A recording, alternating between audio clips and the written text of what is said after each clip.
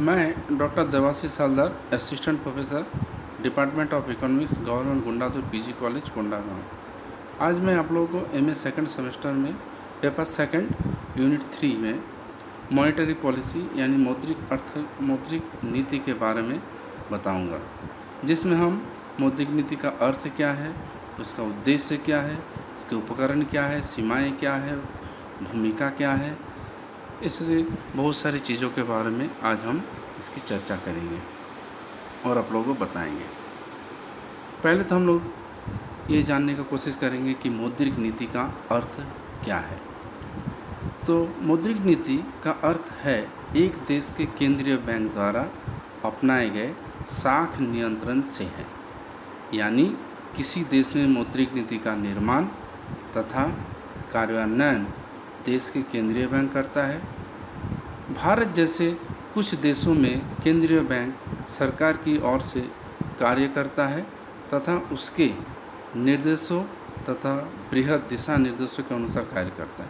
तथापि कुछ देशों में, जैसे अमेरिका में केंद्रीय बैंक फेडरल रिजर्व बैंक को स्वतंत्र स्थिति प्राप्त है तथा वो अपनी स्वतंत्र नीति अपनाता है, यानी मौद्रिक नीति समग्र मांग के स्तर को प्रभावित करके पूर्ण रोजगार अथवा संभावित उत्पादन स्तर पर अर्थव्यवस्था को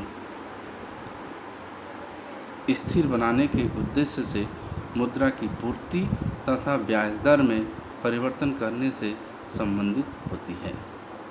यानी मंदी के समय मौद्रिक नीति के अंतर्गत कुछ ऐसे मौद्रिक नीतियों को अपनाया जाता है जो मुद्रा पूर्ति में वृद्धि तथा ब्याज दर में कमी करते हैं, ताकि अर्थव्यवस्था में समग्र मांग प्रोत्साहित हो। इसके विपरीत मुद्रास्फीति के समय मौद्रिक नीति के द्वारा मुद्रा पूर्ति को कम करके तथा ब्याज दरों में वृद्धि करके समग्र व्यय को कम करने का प्रयास करती है। तो एक अर्थ में हम लोग ये समझ सकते हैं कि मौद्रिक नीति का प्रमुख जो अर्थ होता है वो है, मुख्य अर्थ है कि मौद्रिक नीति के द्वारा कैसे अर्थव्यवस्था की स्थिर, यानी अर्थव्यवस्था में मंदी और स्फीति जो बार बार आते रहते हैं उसको कैसे नियंत्रित किया जाए, ये हम मौद्रिक नीति से समझ सकते हैं। क्योंकि अर्थव्यवस्था के लिए ना ही मंदी अच्छी होती है और ना ही स्फीति, तो इसके लिए केंद्रीय बैंक के द्वारा बहुत सारे नीति उपकरण अपनाए जाते हैं, जिससे वो मौद्रिक नीति की सहायता से अर्थव्यवस्था को मंदी और स्फीति के चंगुल से बचाने में मदद पहुंचाते हैं। तो इस प्रकार कुछ अर्थशास्त्रियों ने मौद्रिक नीति को इस प्रकार परिभाषित की है। जैसे उनमें से एक प्रमुख अर्थशास्त्री है A.G. जॉनसन के अनुसार, सामान्य आर्थिक नीति के उद्देश्यों को प्राप्त करने के लिए केंद्रीय बैंक द्वारा मुद्रा पूर्ति को नियंत्रित करने के औजार के रूप में यह नीति है। उसी तरह G.K. शॉ के अनुसार मुद्रा की मात्रा, प्राप्यता या लागत को परिवर्तित करने के लिए मौद्रिक प्राधिकारी द्वारा कोई सचेत कार्य किया गया। तो इस प्रकार हम देखें कि दोनों अर्थशास्त्री द्वारा जितनी भी बातें कही गई वो साधारणतः इस बात की ओर इंगित करते हैं कि मौद्रिक नीति से कैसे केंद्रीय बैंक, क्योंकि मौद्रिक नीति को जारी कौन करता है? केंद्रीय बैंक। केंद्रीय बैंक मुद्रा की पूर्ति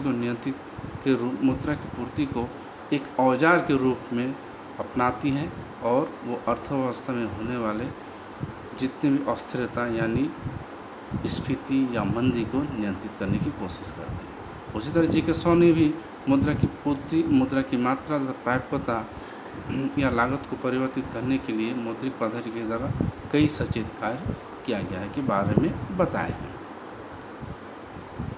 अब हम लोग मौद्रिक नीति के उद्देश्य के बारे में बताएंगे, यानी मौद्रिक नीति का उद्देश्य क्या है, इसको पहले हम लोग समझ सकते हैं। मौद्रिक नीति किसी भी देश के लिए बहुत ही महत्वपूर्ण होता है, क्योंकि मौद्रिक नीति के द्वारा ही हम अर्थव्यवस्था में पूर्ण रोजगार, भुगतान संतुलन, फिर कीमत स्थिरता, ऐसे बहुत सारे चीज़ों को हम नियंत्रित कर सकते हैं या उसको अर्थव्यवस्था के अनुसार सुचारू रूप से लागू कर सकते हैं।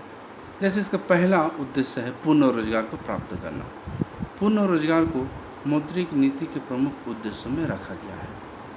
यह एक महत्वपूर्ण उद्देश्य है क्योंकि बेरोजगारी से न केवल संभावित उत्पादन की हानि होती है बल्कि इससे आर्थिक असमानता भी उत्पन्न होती है। इनके अतिरिक्त यह गरीबी को भी उत्पन्न करती है, इसलिए पूर्ण रोजगार प्राप्त करना आवश्यक है। इसी तरह पूर्ण रोजगार के बारे में अमेरिकन इकोनॉमिक एसोसिएशन कमेटी के अनुसार पूर्ण रोजगार का अर्थ है कि जो योग्यता प्राप्त व्यक्ति चालू मजदूरी दरों पर नौकरी चाहते हैं और उन्हें फुल टाइम नौकरी मिल जाती है। इसका मतलब यह नहीं कि बेरोजगारी कभी शून्य भी होती है। इस प्रकार यह कमेटी यह समझती है कि पूर्ण रोजगार में थोड़ी बेरोजगारी रहती है। यानी पूर्ण रोजगार का मतलब ये नहीं कि सभी व्यक्ति रोजगार पे हैं, यानी उसमें थोड़ी सी बेरोजगारी रहेगा ही।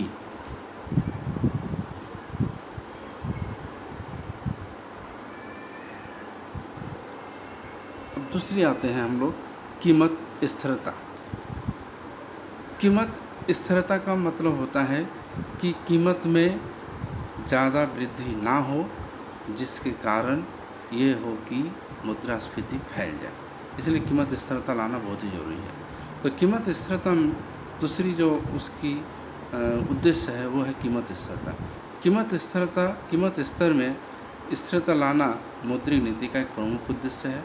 यदि कीमतों में उतार चढ़ाव आते रहते हैं तो अर्थव्यवस्था में अनिश्चितता और अस्थिरता उत्पन्न करते हैं।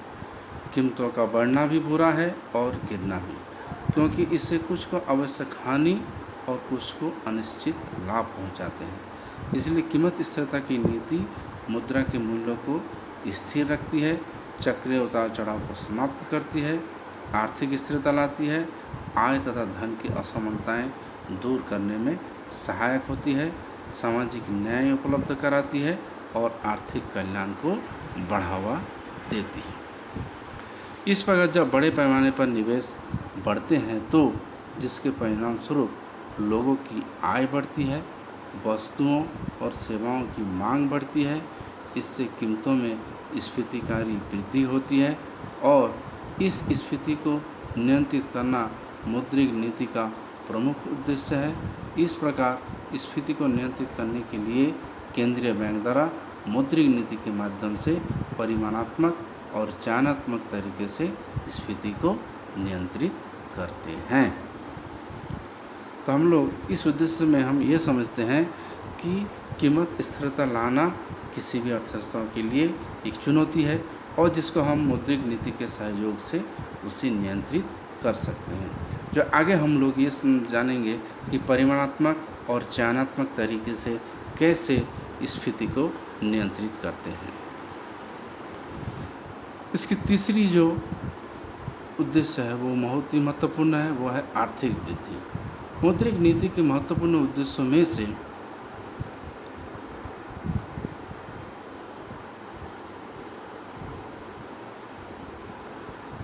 एक उद्देश्य यह रहा है कि अर्थव्यवस्था की तेजी से आर्थिक वृद्धि हो। आर्थिक वृद्धि इस प्रकार परिभाषित किया जाता है कि वो प्रक्रिया जिसमें एक लंबी अवधि में किसी देश की प्रति व्यक्ति वास्तविक आय बढ़ती है और किसी भी देश में उत्पादित वस्तुओं और सेवाओं की मात्रा में होने वाली वृद्धि द्वारा आर्थिक वृद्धि को मापा जाता है। यानी वृद्धिशील अर्थव्यवस्था में प्रत्येक कालावधि में अधिक वस्तुओं तथा सेवाओं का उत्पादन करती है। इस प्रकार वृद्धि तब होती है जब अर्थव्यवस्था की उत्पादक क्षमता बढ़ती है और जो आगे अधिक वस्तुओं तथा सेवाओं का उत्पादन के लिए काम में लाई जाती है। तो व्यापक अर्थ में आर्थिक वृद्धि का अर्थ है लोगों को जीवन स्तर को ऊंचा करना और आय वितरण की असमानताएं दूर करना। तो इस प्रकार मौद्रिक नीति द्वारा ब्याज दर को नियंत्रित करके निवेश स्तर में इस स्तर पर प्रभाव द्वारा वृद्धि को प्रभावित कर सकती है। यानी सस्ती मुद्रा नीति अपना कर ब्याज दरों को कम करके निवेश के स्तर को बढ़ाया जा सकता है, जिससे आर्थिक वृद्धि को प्रोत्साहन मिलता है। चूँकि स्फीति की तीव्र और परिवर्तित दरें निवेश को हतोत्साहित करती है और वृद्धि पर बुरा प्रभाव डालती है, लेकिन मौद्रिक नीति स्फीति को नियंत्रित करने में सफल होती है। इस प्रकार ऐसी मौद्रिक नीति अपनानी चाहिए जो निवेश को प्रोत्साहित करे और साथ ही तीव्र स्फीति को नियंत्रित करे, जिससे आर्थिक उतार चढ़ाव नियंत्रित हो और आर्थिक वृद्धि को प्रोत्साहन मिले। इसकी चौथी जो उद्देश्य है वह है भुगतान शेष। 1950 के दशक में समष्टि अर्थशास्त्री का एक अन्य उद्देश्य यह रहा है कि भुगतान शेष संतुलन बनाए रखा जाए। अंतर्राष्ट्रीय तरलता भुगतान शेष एक ऐसी चीज़ होती है जिसको बिगड़ जाए तो किसी भी अर्थव्यवस्था के लिए वो अच्छी नहीं होती है। इसीलिए कोई भी देश हमेशा यही कोशिश करते हैं कि भुगतान संतुलन को कैसे नियंत्रित रखा जाए। तो इसको हम मौद्रिक नीति के द्वारा कैसे इसको नियंत्रित किया जाए तो उसके बारे में बताया गया। यानी अंतर्राष्ट्रीय तरलता की वृद्धि के मुकाबले विश्व व्यापार में जो आश्चर्यजनक वृद्धि हुई है उसने इस उद्देश्य की पूर्ति को आवश्यक बना दिया। यदि भुगतान शेष में घाटा है, यानी आयात अधिक और निर्यात कम, तो भुगतान शेष को संतुलन में लाने के लिए व्यय घटने नीति अपनाने से आयात तो कम हो जाएंगे, पर इससे देश में बेरोजगारी बढ़ेगी। यदि रोजगार बढ़ाने के लिए समस्त व्यय बढ़ाएंगे तो आयात की मांग बढ़ जाएगी, जिसके परिणाम स्वरूप भुगतान शेष में असंतुलन पैदा हो जाएगा। इस प्रकार भुगतान असंतुलन को संतुलित करने के लिए मौद्रिक नीति के द्वारा अवमूल्यन की नीति अपनाया जाएगा। आगे की भाग के लिए ये प्रथम भाग हुआ और आगे की भाग को हम बाद में समझेंगे या उसको हम भाग 2 में आपको समझाने की कोशिश करते हैं। धन्यवाद।